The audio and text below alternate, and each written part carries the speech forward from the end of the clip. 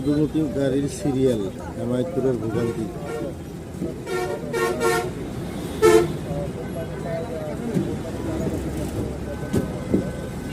বামের লেনের গাড়ি আধা ঘন্টা 1 ঘন্টা দাঁড়িয়ে আছে।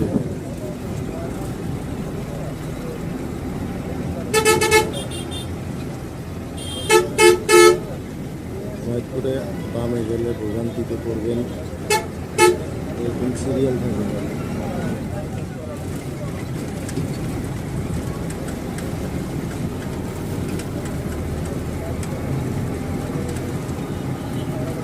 চলার পথে যারা ঢাকার উদ্দেশ্যে রওনা করবেন তারা অবশ্যই জিজ্ঞেস করে গাড়িতে উঠবেন, ডাইনে যাবে না বামে যাবে।